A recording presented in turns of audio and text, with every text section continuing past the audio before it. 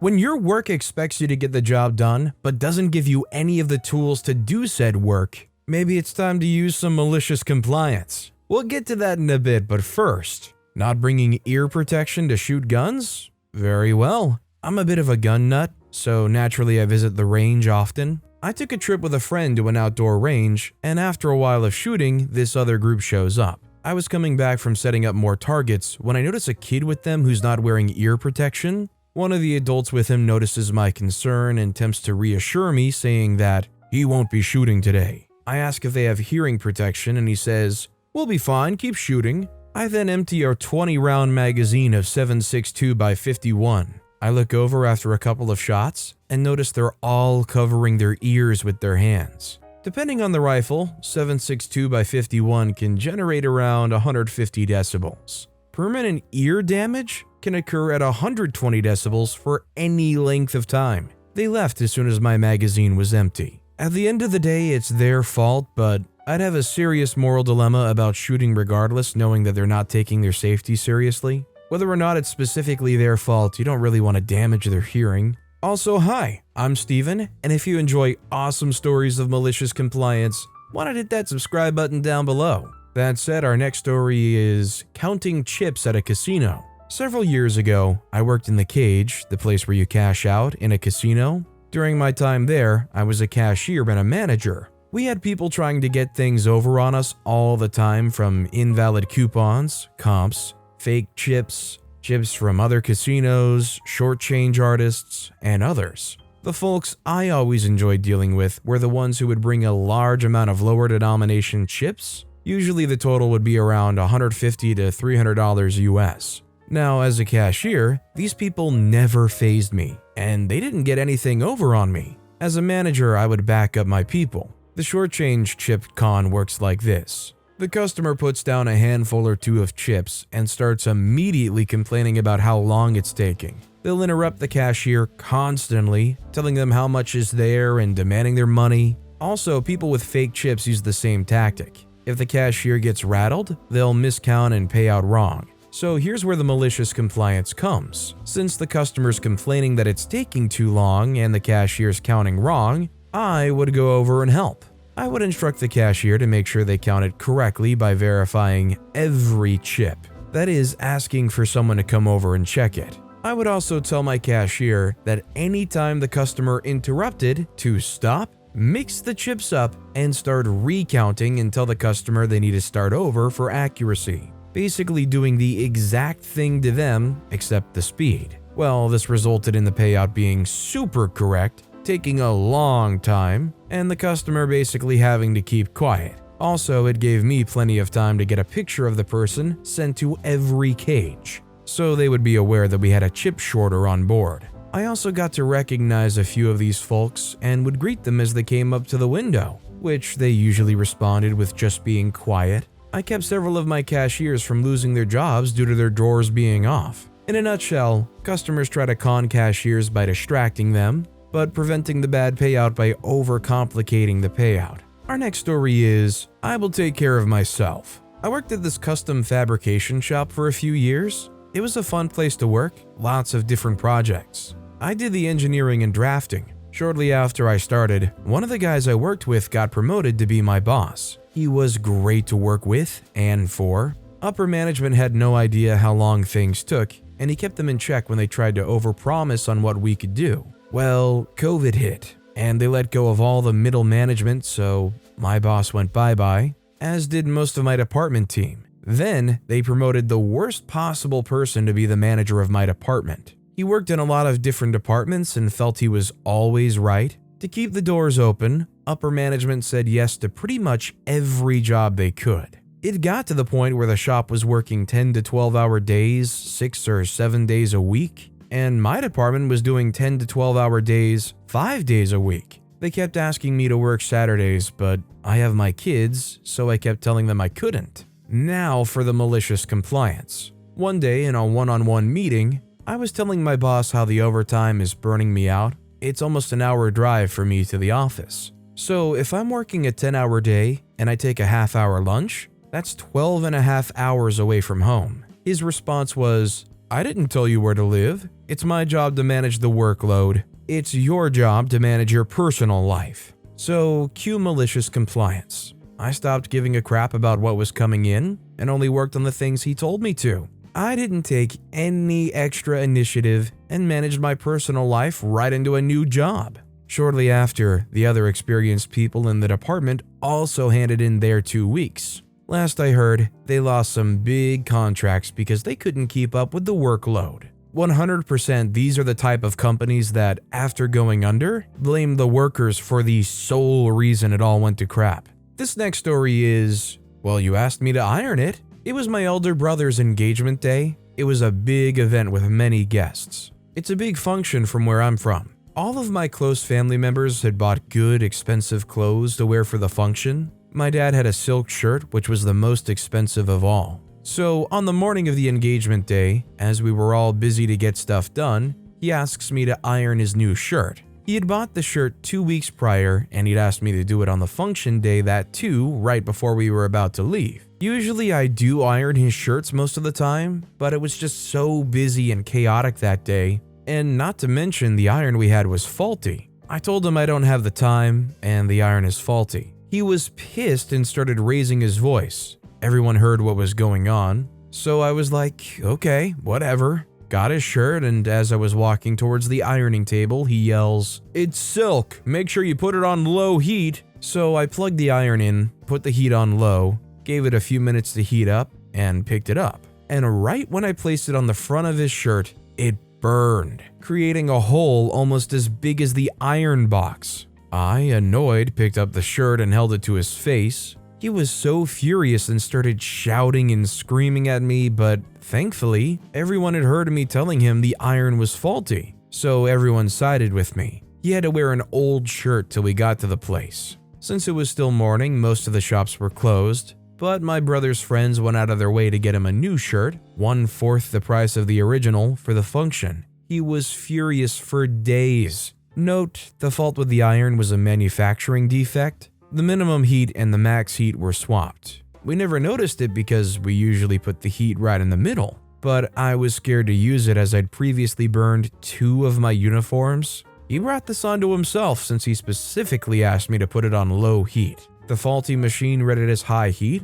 I figured this out after a couple of days. To be honest, even I felt bad for him. Apparently, not only did they overpay for this shirt, if it was actual proper silk, there wouldn't have been a hole burned into it unless it was on fire. Our next story is drowning in RV bed sheets. This happened several years ago. I was working out of town, and my wife was in poor health. So the whole family had to go live with me in my 34-foot fifth-wheel bunkhouse RV. So it's my wife, 12-year-old daughter, and 9-year-old son and myself living in this RV for 2 years? At a pretty nice RV park. The wife wanted to get new sheets for our bed, so I told her to see what Amazon had. She finds a few different ones she likes and was showing them to me. I mentioned that our mattress is a queen, but it's not a normal queen size. For those of you that don't know, a lot of RVs, not all, have what is called a short queen or RV queen mattress. I honestly can't remember exactly, but I think the mattress is 4 inches shorter. So anyway, I go through her pics and find one that has an RV queen size. They're 600 thread count Egyptian cotton, cost $60 to $70 each. I say, what the heck, and get them. When we get the package, they sent the wrong ones, so I got a hold of Amazon. They said to send them back and they would send out correct ones. We get the correct sheets about 5 days later and all is good. I get a call from the RV office about 4 days later that says I have 3 packages, which is odd because I almost always know when I have packages due. Anyways, I pick them up, and it's 3 sets of the sheets, all RV short queen, $70 sheets. I get a hold of Amazon and tell them about the package, and they say thanks and to keep them. 2 days later, another 5 show up. Next day 2, next day 7, etc. This goes on for about 45 days. I think I ended up with about 125 sets of $70 mattress sheets. I had the owner of the park refuse packages and return to sender as I was buried in sheets.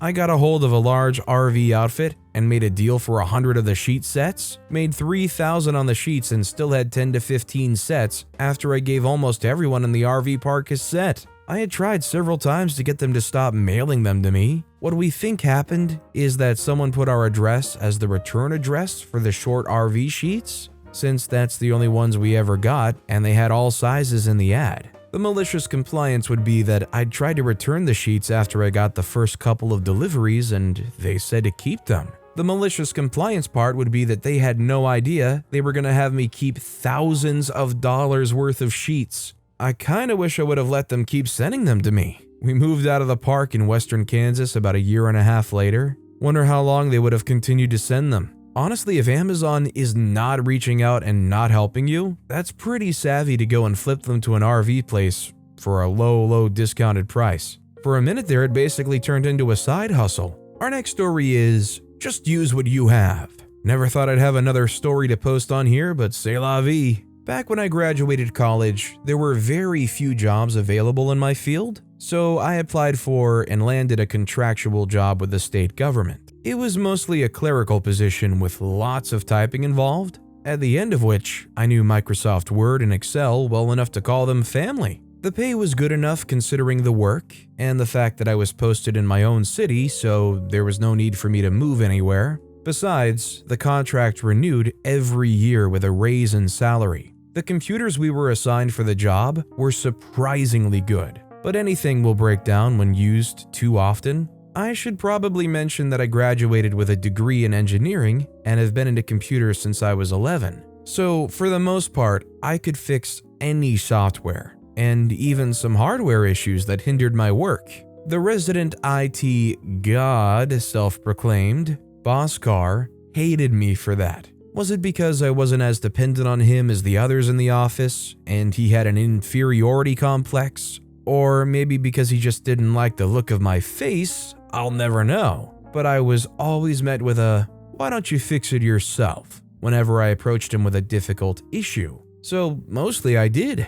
8 months into my second term, my keyboard died. It was your typical membrane keyboard with typical membrane keyboard issues, which meant that once a key stopped working, you threw out the entire keyboard and got a new one. For me, it wasn't just one key, it was the entire R3 row, which means that all the keys from tab all the way to 9 on the numpad just stopped working one day. When it comes to typing, that row is particularly important. So, like a sane person, I went to Mr. IT God to request a new one. "My keyboard is dead. I would like a new one, please." "Fix it yourself," was the reply, as expected. I said, "Yeah, I would like to, but this is a hardware issue. This keyboard is dead." They say, "There are no extra keyboards. Just use what you have." He said this as there was literally a stack of new keyboards behind his desk. I knew this was going nowhere, and I wouldn't get a new keyboard from this guy, so I just left. I was now in a dilemma. I needed to do the work they were paying me to do, and I couldn't do it with a broken keyboard. I could have just bought a new membrane keyboard. They're pretty cheap. But why should I spend my money on stuff my office should give me for free? Besides, I had a point to make. So I drove home, picked up one of my most annoying personal keyboards, and drove right back. My keyboard was mechanical. I could type faster on it. It had rainbow vomit and it was loud. I plugged it into my office computer and got to work. Needless to say, chaos ensued. Word soon spread about the guy who had connected a typewriter to his computer. Apparently they could hear me typing over in the next department. People soon gathered around to watch me type. This is a small city in India. Most of these people were technologically illiterate. They'd never seen a mechanical keyboard before. This led to a disruption in the workflow of the office, and so one of the higher-ups came over to investigate. He saw me typing loudly and came over to talk. Let's call him Borthakor because that's his name. Borthakor says, "What is this, a typewriter?" I said, "No sir, this is my keyboard, I brought it from home." They say, "This isn't standard issue. What happened to the one you were given?" I say, "Sir, it's broken so I'm using this." They say, "If your keyboard is broken, you should have asked Bhaskar for a new one. You shouldn't bring personal stuff from home for use in the office." I said, "Sir, I asked him for one and he told me he doesn't have any extra hardware and to use what I have. This is what I have. Borthakur says, come on, let's go over and have a talk with him. Bring your broken keyboard. And off we went to Mr. IT God's office. Borthakur says, is it true that you've refused a replacement keyboard for Mr. OP? Bhaskar says, he fixes all his computer problems himself. He can probably fix this too. Borthakur says, you know full well he can't fix a broken keyboard, give him a new one. Bhaskar says, there's none available. Borthakur then turned to me and says, how much does your personal keyboard cost? I said, this one cost me $150, I think. Why do you ask? They say, I'll write you a check for $150 and deduct that from the IT department's budget. How does that sound, Bhaskar? This is ridiculous. Our keyboards cost $2, Bhaskar shouted as he picked up a new keyboard box to show him the price. So you do have replacements available, Borthakur said. I don't know why you're refusing him a new one, but you better give it to him now. Needless to say, I had a new keyboard before the hour was over. I refused a contract renewal and left that job 3 months later. I think Bhaskar did have some kind of inferiority complex and was intentionally trying to tank OP. You know, if they deny them this keyboard and they don't have any other replacement, maybe they're hoping OP's job performance will tank, maybe they'll get reprimanded or fired, or I don't know. Maybe Saul's just petty. But with that being said, that's all the time we have for today. Now, if you want to hear another absolutely crazy malicious compliance story, check out that video on the left. Or if you missed my latest video, check out that video on the right. That said, I'll see you all next time with some more stories.